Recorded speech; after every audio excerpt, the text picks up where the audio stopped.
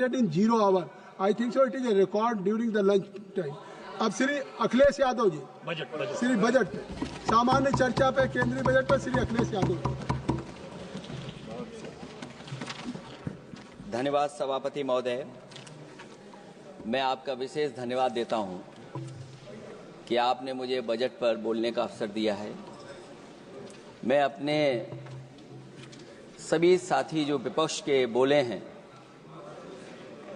उनसे अपनी बात को जोड़ते हुए मैं भी इस बजट के विरोध में खड़ा हुआ हूं।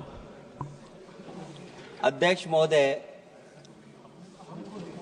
ये बजट टारगेटेड बजट है, ये बजट फोकस्ड है। ये टारगेटेड फोकस्ड उन लोगों के लिए है जो बहुत संपन्न हैं, बड़े लोग हैं, उद्योगपति हैं, उनके लिए ये बजट बना हुआ है। और जो बात कही जा रही है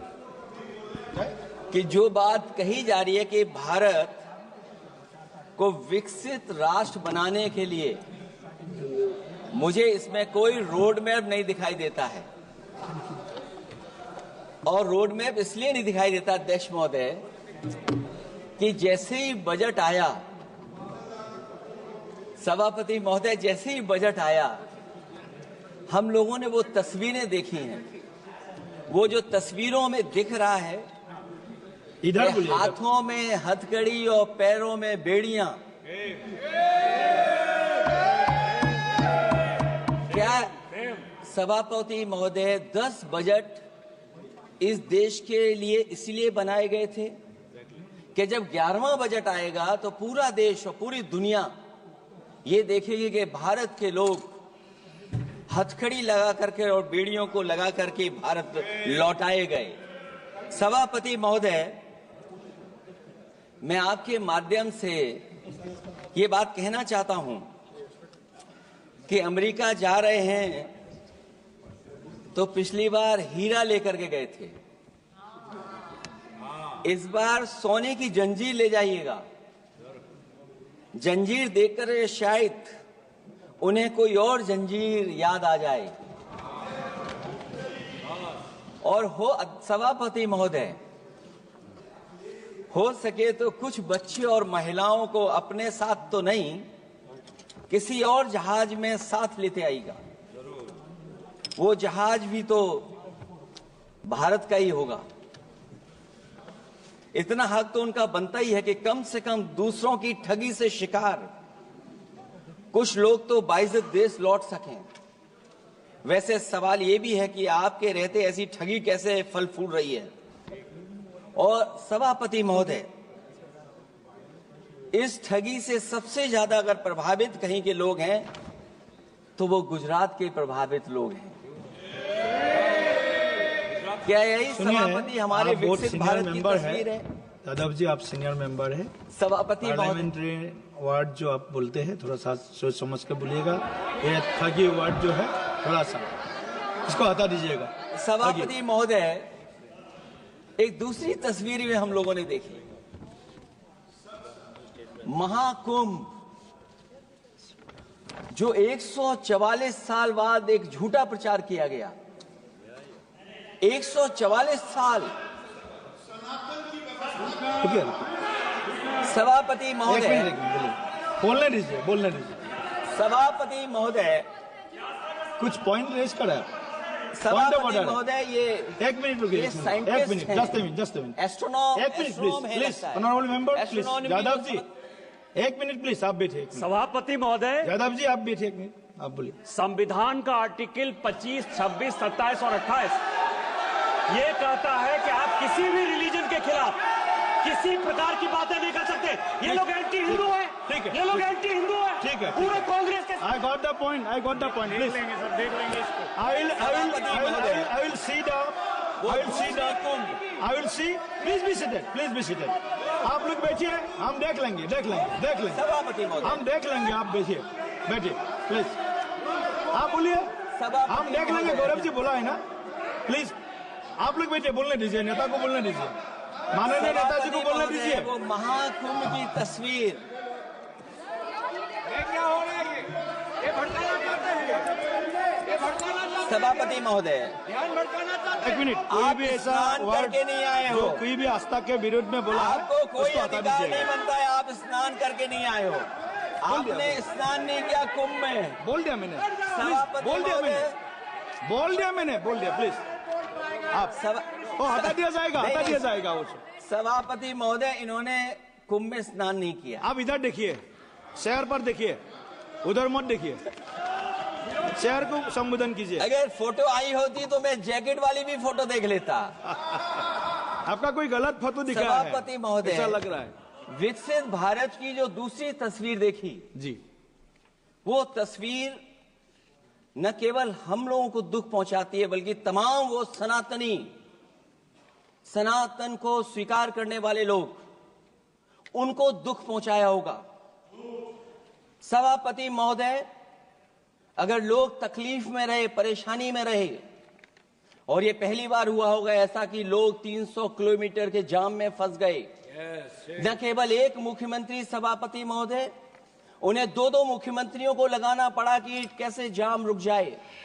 सभापति, इसके साथ साथ इन्हीं के संगठन के लोगों को जब लगा कि वो व्यवस्था नहीं बना सकते, तो इतने दिनों बाद इनके संगठन के लोगों की अपील है कि भारतीय जनता पार्टी के कार्यकर्ता बाहर आए और लोगों को सुविधा दें, परेशानी दें। ये बात तब सभापति आई है जब लोग दुख, तकलीफ, परेशानी की वजह से इनके खिलाफ चिल्लाने लगे, इनके खिलाफ बोलने लगे। सभापति महोदय, मैं ये पूछना चाहता हूं, जिस स्नान के लिए प्रधानमंत्री गए हो, देश के राष्ट्रपति गए हो, उपराष्ट्रपति गए हो, मंत्री गए हो, क्या यही विकसित भारत की तस्वीर होगी जिसमें आप ट्रैफिक मैनेज नहीं कर पा रहे हैं? आप हर शहर में ये कहा गया कि कोई शहर से निकले नहीं, सब के सब वहीं पर रुक जाएं, आगे नहीं जा सकते, दर्शन नहीं कर सकते। अगर ये सच्चाई नहीं है सभापति महोदय, सब बॉर्डर सील हुए हैं, जितना भारत के लोग सब बॉर्डर सील हुए हैं, और फिर चांद पर पहुंचने का क्या फायदा जब जमीन की समस्याएं न दिखती हों आपको, जमीन की समस्याएं न दिखती हों। और सभापति महोदय, मैं सरकार से जानना चाहता हूं वो ड्रोन कहां हैं? वो जो डिजिटल इंडिया की बात कही गई थी, वो कहां है?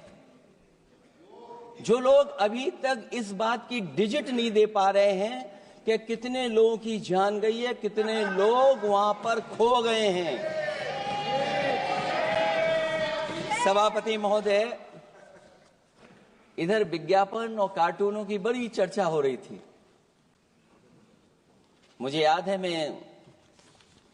कि एक दिन मैंने अखबार देखा, अंग्रेजी अखबार, और मैं समझता हूं ये माननीय सदस्य जितने लोग रहे होंगे उन्होंने वो अखबार जरूर देखा होगा, न्यूज़पेपर, और उसके फ्रंट पेज पर एक विज्ञापन था, और उस विज्ञापन की जो तस्वीर थी उसमें एक जानवर, मुझे पहचान में नहीं आ रहा, वो शायद गधा रहा होगा, वो जेल के अंदर है।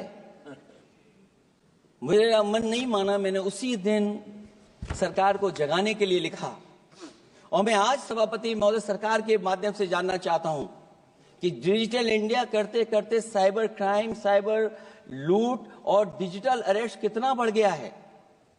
और जो विज्ञापन दिया था, इस जानकारी के बाद वो विज्ञापन दोबारा अखबार में नहीं आया।